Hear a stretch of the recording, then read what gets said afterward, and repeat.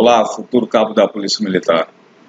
Estamos de volta com a nossa quarta videoaula, nossa última videoaula. Vamos tratar aqui do nosso último capítulo, capítulo 4 da nossa apostila, que trata sobre o seguinte: a função do profissional da área de segurança pública e suas responsabilidades. Vimos aí os conceitos, vimos várias situações que vão envolver a questão ética, a questão moral. Agora vamos tratar sobre as normativas, os ordenamentos jurídicos, os regulamentos que tratam sobre a questão ética do profissional de segurança pública. Vamos lá. As responsabilidades de um profissional de segurança pública são descritas no ordenamento jurídico. E no Brasil, naturalmente, não vai ser diferente. Nós, especificamente nesse capítulo 4, trabalharemos 3 ordenamentos, que é a nossa Constituição, nossa Carta Magna, nosso Estatuto da PMRO, o Regulamento Disciplinar da Polícia Militar, nosso RDPM, e o Código de Conduta para os encarregados da aplicação da lei, que é uma resolução da ONU, que foi editada em 79, e é aplicada para todos os membros das Nações Unidas. A nossa Constituição, no artigo 144, trata sobre a responsabilidade, à segurança pública. E diz o seguinte: a segurança pública é dever do Estado, direito e responsabilidade de todos. Importa ressaltar que nesse artigo 144 da nossa Constituição, a segurança pública é visto, da sua importância, como responsabilidade de todos e não apenas dos agentes públicos de segurança pública. Importa ressaltar que esse artigo faz referência a toda a nossa sociedade, certo? Mas traz como dever do Estado a segurança pública. E essa segurança pública ela vai ser exercida para a preservação da ordem pública e da incolumidade das pessoas e do patrimônio. Isso de forma geral, traz em seu caput.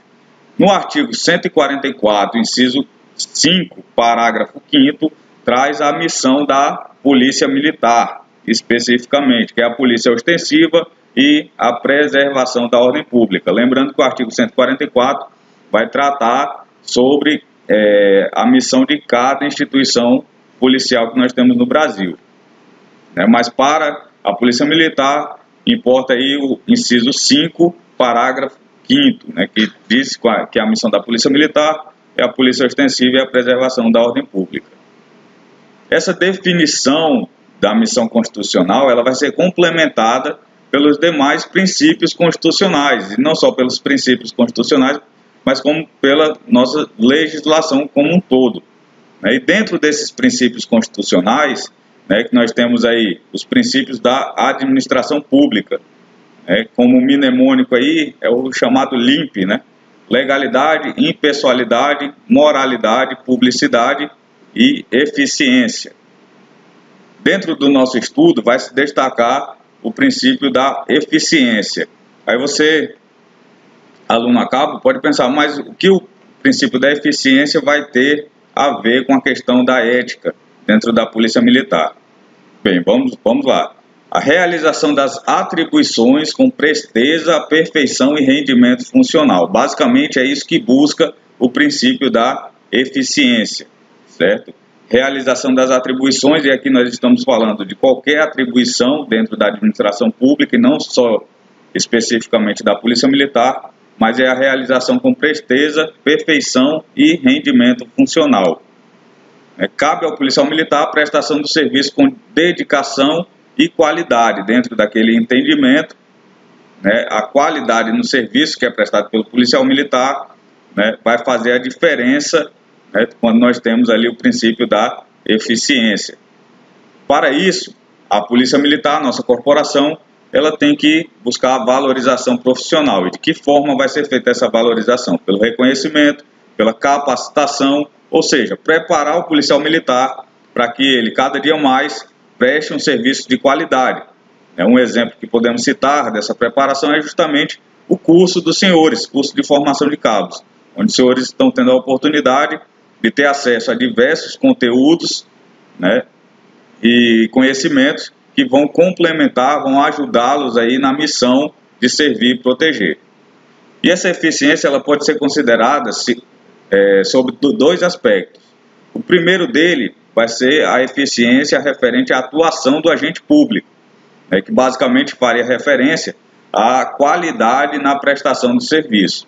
Ou seja, quanto melhor o serviço prestado, né, mais eficiente ele seria. Por outro lado, né, temos a outra vertente que entende que essa eficiência, na verdade, ela seria expressa através da organização e da otimização dos meios para melhor prestação de serviço.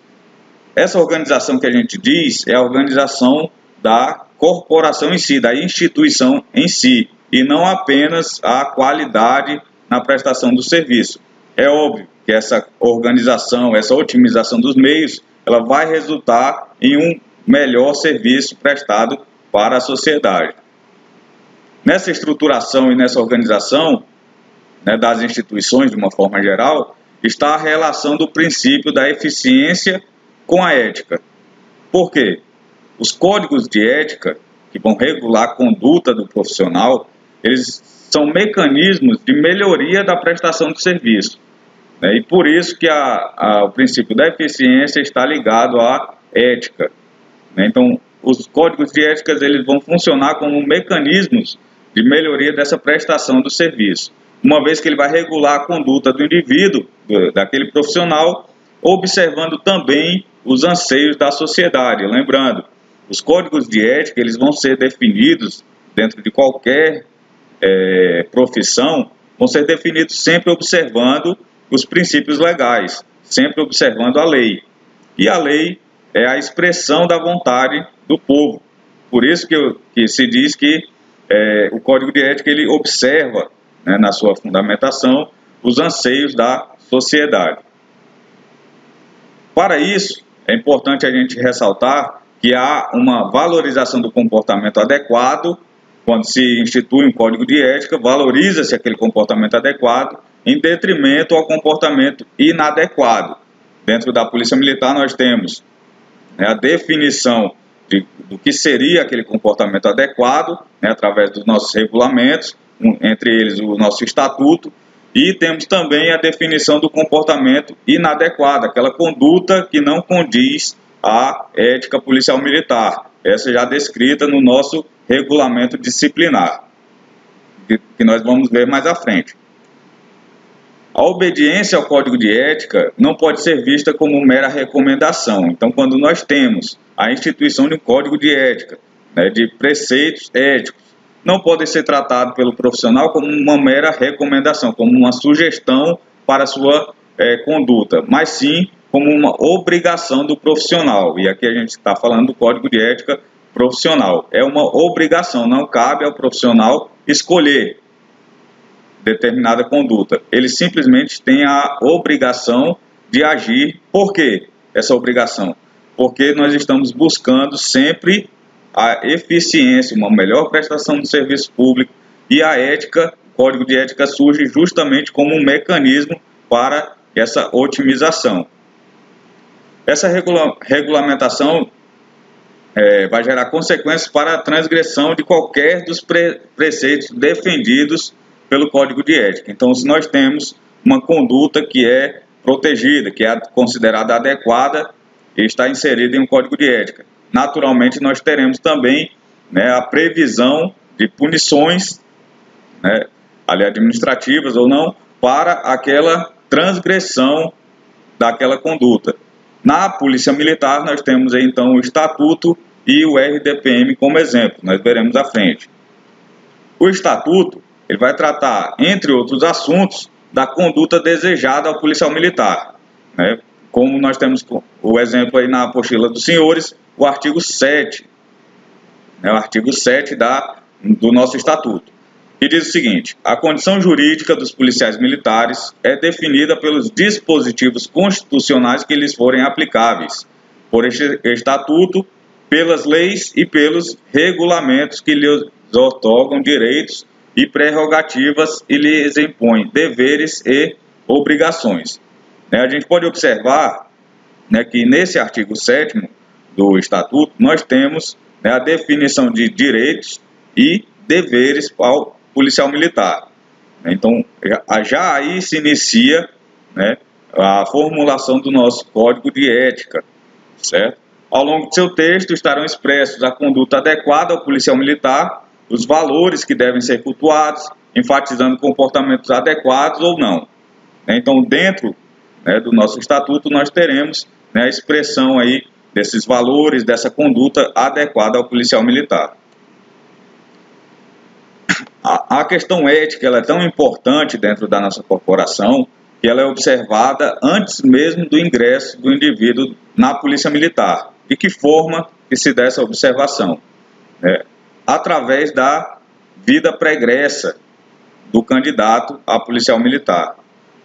Então, é observado nos cursos de formação, né, e com a investigação social que nós temos, né, a boa conduta social e moral, né, anterior ao ingresso daquele indivíduo na Polícia Militar. Então, isso é levado em consideração, inclusive gerando, né, consequências ao indivíduo. Por exemplo, aquele camarada que não tem uma boa conduta social antes de ingressar na Polícia Militar, normalmente ele vai ser contraindicado em um serviço de investigação social, certo? Então, essa conduta social ela é importante. O comportamento ético ele já é observado antes mesmo do ingresso na Polícia Militar.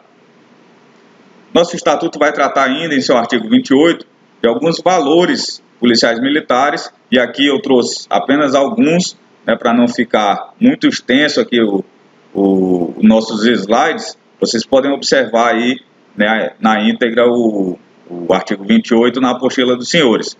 Mas entre eles, o patriotismo, o civismo e culto às tradições, então são valores aí que devem ser observados pelos policiais militares.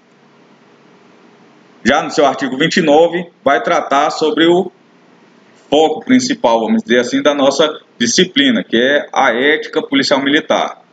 Então, vai trazer como comportamentos ali adequados, condutas adequadas, o amor à verdade, respeitar a dignidade da pessoa humana, ser justo e imparcial, praticar a camaradagem, ser discreto em suas atitudes, né, aceitar as autoridades constituídas, cumprir seus deveres de cidadão, zelar pelo bom nome da Polícia Militar.